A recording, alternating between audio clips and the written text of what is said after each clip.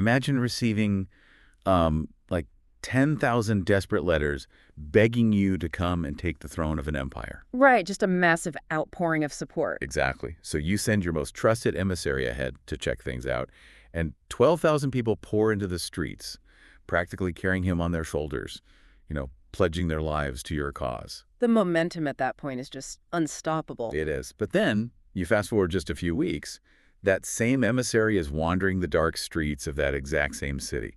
He's bleeding, he's dying of thirst, and out of those 12,000 loyal supporters, not a single one is left. Every single door in the city is locked against him. Oh, wow. That is a complete collapse. Right. So today, on the Deep Dive, we are looking at exactly how that happens, how an entire army basically evaporates into zero in a matter of hours. Yeah, we're really pulling apart the anatomy of a political collapse today. And the source material for this deep dive is, well, it's this translated, intensely passionate historical lecture originally delivered in Hindi and Urdu. Highly recommended, by the way. Oh, absolutely. It details the really shadowy, intricate, and ultimately just heartbreaking prelude to the Battle of Karbala, specifically focusing on the year 60 AH. That's the 60th year of the Islamic calendar. And if you're listening to this right now and thinking, the mechanics of these ancient events feel oddly modern, you are definitely not alone. Yeah, the parallels are pretty striking. They really are. I mean, the speaker in today's source material actually stops the history lesson multiple times to draw these direct, really emotionally charged parallels between these historical betrayals and modern-day political corruption, espionage, and state violence. Right. He really brings it into the present day. Yeah. And we should clarify, we aren't here to, take a side on those modern political viewpoints. Right. Absolutely not. But we are going to impartially unpack the historical narrative exactly as the speaker presents it, just so we can understand why these events still resonate so fiercely today. Perfect. So let's start with the catalyst for all of this, which is a massive succession crisis. Right. The transition of power from Caliph Muawiyah to his son Yazid. And the source emphasizes that Yazid's ascension, it completely shattered the established political norms of the time, didn't it? It really did. I mean, he didn't have the consensus of the major surviving companions of the Prophet. So it was viewed not as this legitimate consultative transition, but basically as the imposition of a dynasty. Right. And Yazid is, he's completely aware of his own illegitimacy here. Oh, totally. He knows there are 4 highly prominent figures living in Medina who are holding out. They just flat out refuse to pledge allegiance. You have Abdullah bin Zubair, Abdullah bin Umar, Abdul Rahman bin Abu Bakr, and crucially Husayn bin Ali. The grandson of the Prophet himself. Exactly. The stakes there are astronomical. They are, because Yazid, he understands political geography and the mechanics of leverage. Medina is located in the Hejaz region. That's the western coastal strip of the Arabian Peninsula, right, where Mecca is. Right, exactly. And the Hejaz is essentially the cultural, religious, and historical heartbeat of the Islamic Empire.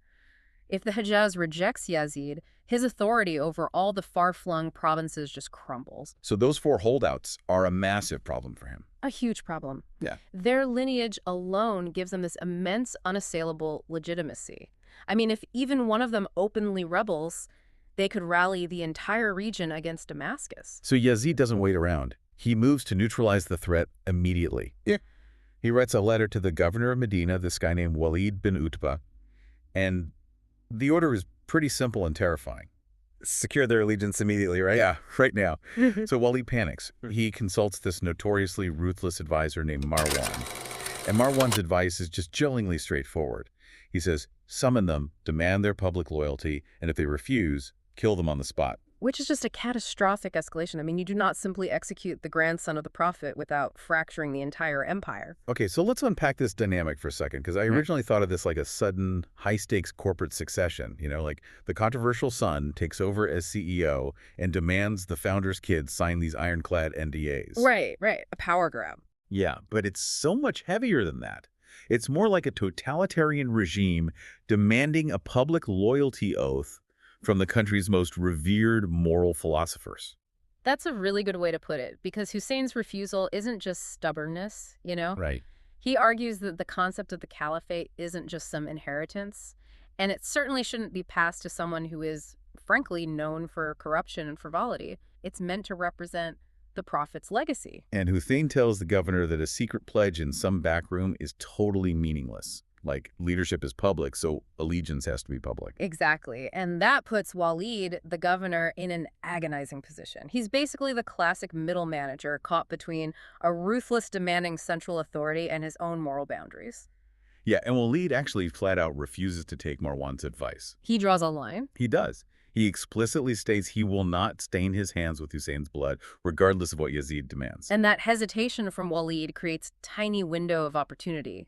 Hussein uses the cover of night to slip out of Medina. Just completely sneaks away. Yeah, and he travels to Mecca seeking the sanctuary of the Kaaba, where spilling blood is strictly forbidden. So he gets this temporary reprieve. But I mean, a sanctuary isn't a fortress. Hussein can't stage a resistance from inside the sacred precincts of Mecca indefinitely, right? No, not at all. He needs a political and military base. And you know how it is in politics? Nature abhors a vacuum. Definitely. And that vacuum is rapidly filled by a city called Kufa, which is in modern-day Iraq. Now, Kufa was the former capital of Hussein's father, Ali. So there is this deep historical loyalty there. And suddenly, Hussein starts receiving a flood of correspondence from the Kufans. Like a massive flood. Yeah, we are not talking about a few scattered petitions here. The source notes he received roughly 10,000 letters. 10,000. And just think about that. 10,000 hand-delivered secret letters in an era without any postal infrastructure. Wow, yeah. That requires a massive, coordinated logistical effort from the resistance. And the contents of those letters. It's pure emotional blackmail. Oh, completely. The Kufans write that they have no imam, meaning they have no ultimate spiritual and political guide to lead them out of oppression. They explicitly invoke religious duty. They basically say, what will we tell God on Judgment Day if you don't come to us when we called for you? I mean, put yourself in Hussein's shoes. Your entire life, your very identity is defined by religious and moral duty. Right. So when a populace invokes Judgment Day to demand your leadership against a tyrant, it becomes morally impossible to ignore. I get the moral weight, for sure. Yeah. But I really struggle with the strategic blindness here. Because the source clearly mentions that older, highly experienced advisors in Mecca were flashing these giant red warning signs. Oh, yeah, they were terrified. They told Hussein that Kufans were notoriously fickle. They reminded him that Kufa had abandoned his father and his brother in the past. If the seasoned political veterans are telling you it's a trap, why engage at all? Well, it comes down to the psychology of a grassroots movement in exile. When you're isolated in Mecca and you receive this staggering volume of support, 10,000 letters, it creates a really powerful, intoxicating illusion of critical mass. So you just start to believe the sheer numbers can overcome the historical unreliability. Exactly. But to be fair, Hussein is cautious. He doesn't just ride blindly into Iraq. Right, he sends a scout, he dispatches his highly trusted cousin, Muslim bin Aqil, to act as an emissary and just, test the waters. Yeah, a reconnaissance mission. And Muslim bin Aqil arrives in Kufa, bringing along his 2 young sons. And at first glance, the Meccan advisors look completely wrong. They look like cynics, yeah. Because the enthusiasm in Kufa is overwhelming. It is. The initial data Muslim bin Aqil gathers is incredibly promising. The source states that between 12,000 and 18,000 people come out to publicly pledge allegiance to him on Hussein's behalf. That's huge. Massive. So Muslim bin Aqil immediately sends a message back to Mecca saying, basically, the situation is perfect. The people are ready. You need to come now. But this is where the empire strikes back. Yazid gets word of this massive uprising.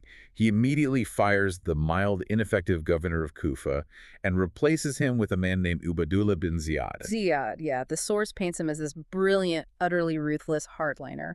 And Ziyad's entrance into Kufa is just a terrifying masterclass in psychological warfare. Think of it like a honeypot tactic in modern cybersecurity, right? Yeah. Where you set up a fake vulnerable server to trick hackers into exposing their own identities. Yeah, the veiled entrance. It's so cinematic. It really is. Ziyad rides into Kufa from the desert, but he has this veil covering his face.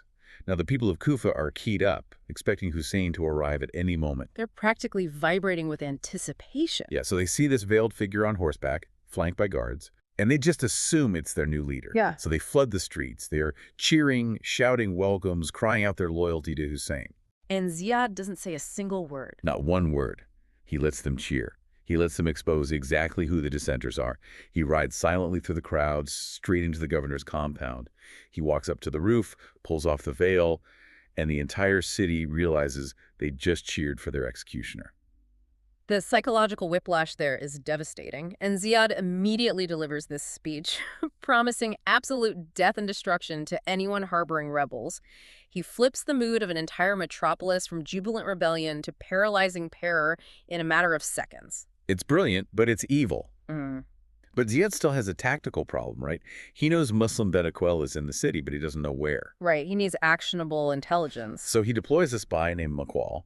Ziyad gives Makwal 3,000 dirhams and a very specific mission. Yeah. Infiltrate the resistance. And McCall plays his part perfectly. He really does. He goes to the Grand Mosque, sits down, poses as this wealthy supporter from another town, and just starts crying fake tears about how deeply he loves the Prophet's family. Oh, man. And he whispers that he has all his money, he desperately wants to donate to the cause. And the locals, who are still riding that high of early rebellion, they just completely abandon their operational security. They fall for it completely.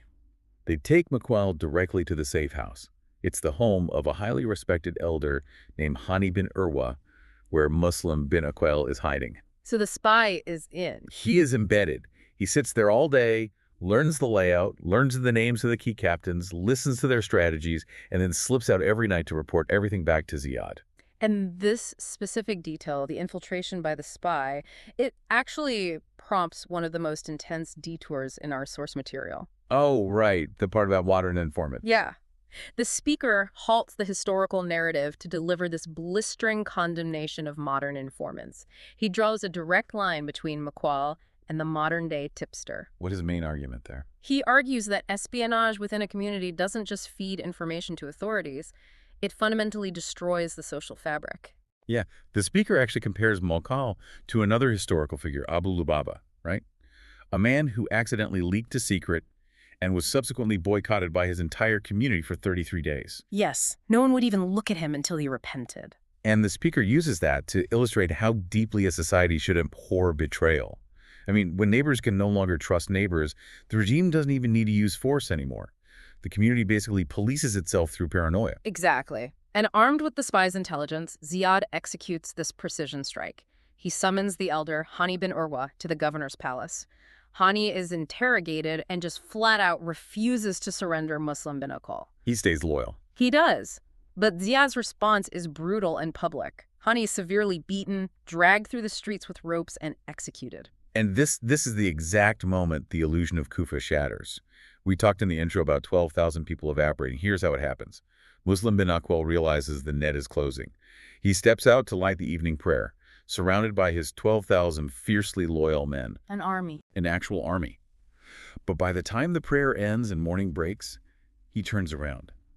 And there are only 3 men standing behind him. 3 out of 12,000. It's unbelievable. And shortly after, those 3 vanish into the alleys too. Muslim bin Aqil is entirely alone. He is wandering the streets of Kufa, the very streets where he was practically worshipped days earlier.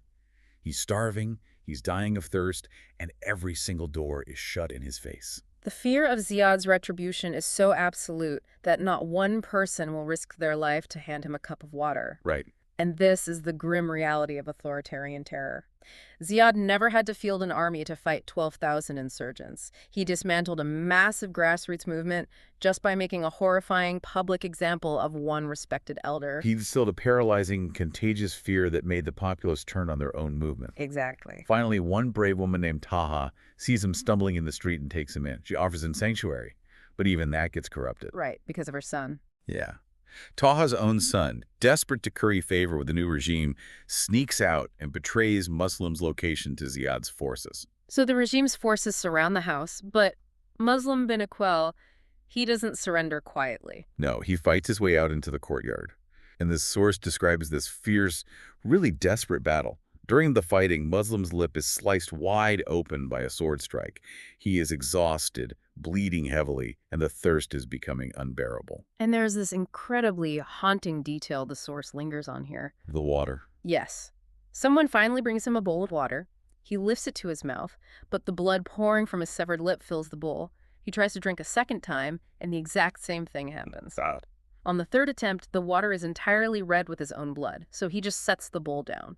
He refuses to drink, accepting that it is his destiny to die thirsty. It is just a moment of profound, tragic acceptance. He is eventually overwhelmed, though, and convinced to drop his sword under a promise of Aman, which is a formal guaranteed guarantee of safety. Right, but I assume that promise was immediately broken. Oh, the second his sword hits the ground, they bind his hands and drag him before Ziyad.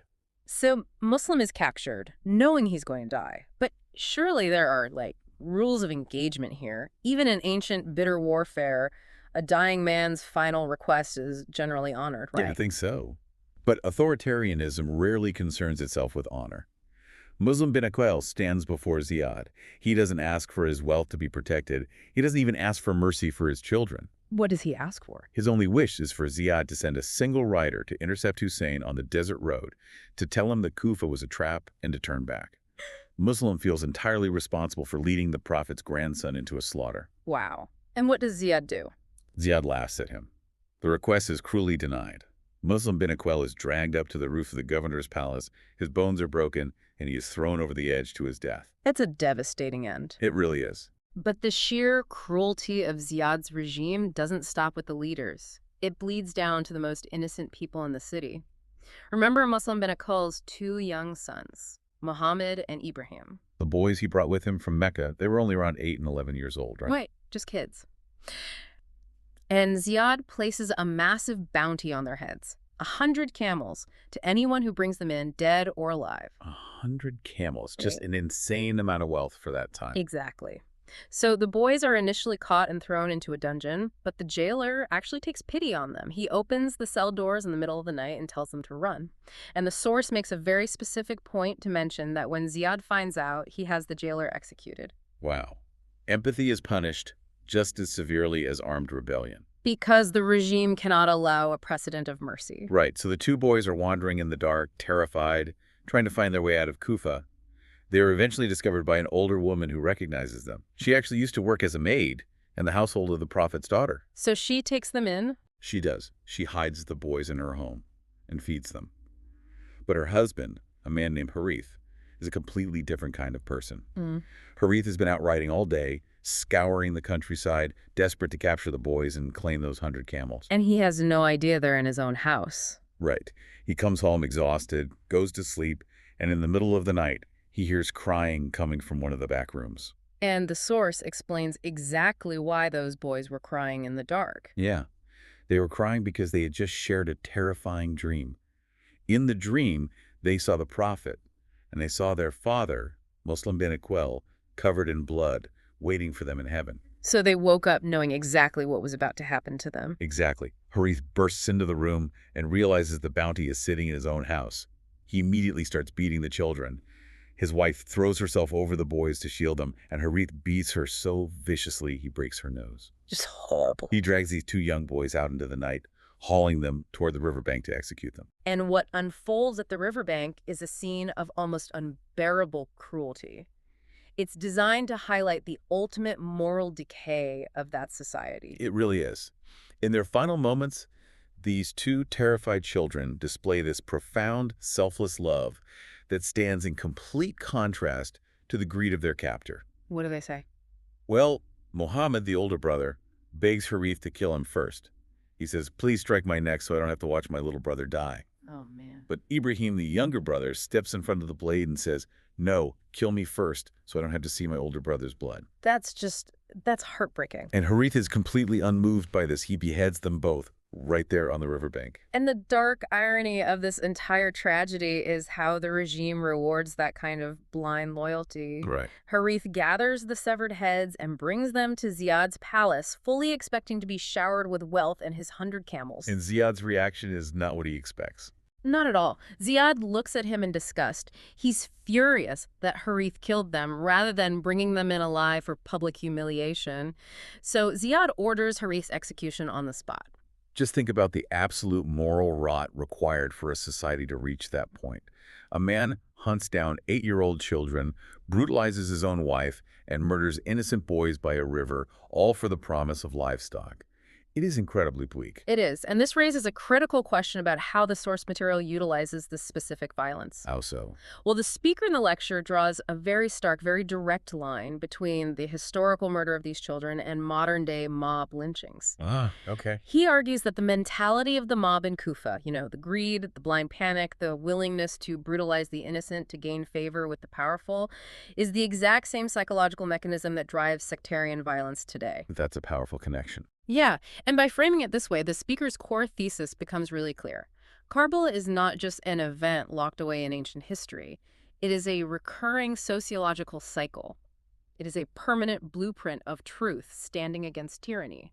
So when we pull all of these threads together, what are we really looking at here? I think we're looking at a manual for resilience. Exactly. The source material isn't just recounting a chronological timeline of who killed who. It's making the argument that those who stand up for justice, like Hussein, refusing the loyalty oath, like Muslim bin Akwel, fighting alone, even when they are abandoned, even when they lose their lives in the most horrific ways imaginable, they are the ones venerated by history. Right.